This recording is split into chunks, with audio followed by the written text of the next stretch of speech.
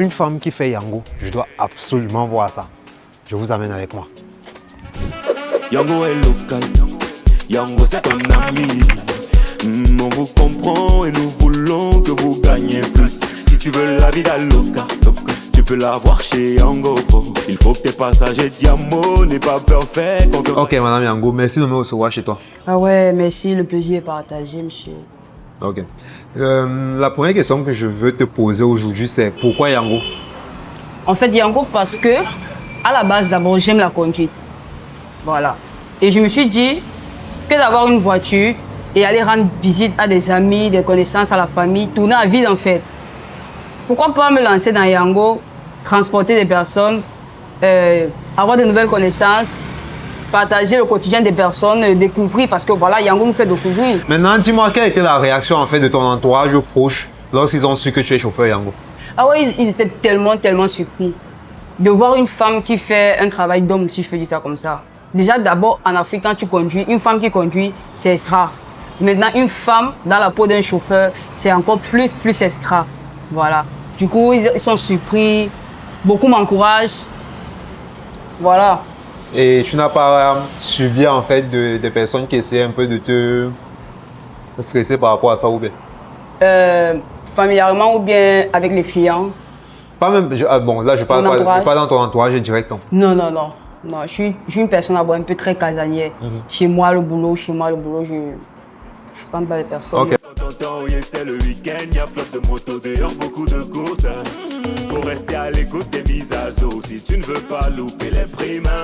Plus de bonus égale plus. Ok, madame Yango, là je veux savoir quelle est la réaction la plus courante des passagers lorsqu'ils se rendent compte que c'est une femme qui est au volant? La plupart des clients qui commandent, quand j'arrive, ils voient que c'est une femme. Beaucoup sont choqués, beaucoup sont surpris et beaucoup sont agréablement surpris quand même. Ok. Et est-ce que la réaction est souvent différente si le passager c'est une femme ou si c'est un homme? Oui. Les réactions sont beaucoup différentes. Et quand c'est les hommes sont en mode de waouh, une femme qui fait Yango, ah, c'est encourageant et tout. Mais après, quand ce sont les femmes et tout, des femmes plus compliquent. Elles sont en mode, elles regardent l'application, elles regardent la plaque, elles regardent c'est moi, elles regardent c'est. Mais depuis quand les femmes font Yango, les femmes font aussi Yango et tout, ben moi je dis ouais, les femmes ne font pas quoi. Il faut que tes passagers Yango. Quelle est ta plus belle expérience en tant que chauffeur Yango? Bon, j'ai plusieurs expériences en tant que chauffeur Yango qui sont belles, les unes après les autres. Ah ouais. Mais il y en a une qui m'a particulièrement marqué. J'étais à la maison H, Ok, à Bonapriso. Je reçois une course pour la clinique Edimed. C'est à côté. Oui.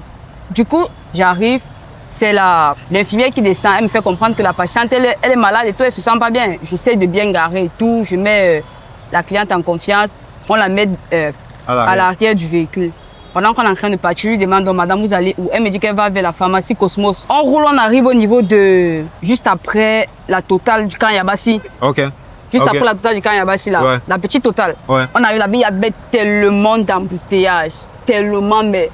Et la femme, elle était derrière, elle était en train de se tordre de douleur, elle me stressait. Parce que moi, je ne savais pas comment faire. Je ne savais pas ce que j'allais lui donner pour la soulager. Elle me stressait de par ses douleurs et tout. Et moi, je ne cessais de lui dire, madame, c'est comment? Ça va? Comment vous allez? Je peux vous aider? Je fais quoi? Et tout. Je baisse les vitres, je mets la clim, j'enlève la clim. Je ne comprenais plus. Et après, elle me dit, ouais, il faut qu'on roule vite parce que je me sens vraiment pas bien. J'ai mis les doubles clignotants, j'ai commencé à klaxonner. Il y avait un embouteillage fou, il y avait les policiers qui dirigeaient la situation. J'ai commencé à faufiler.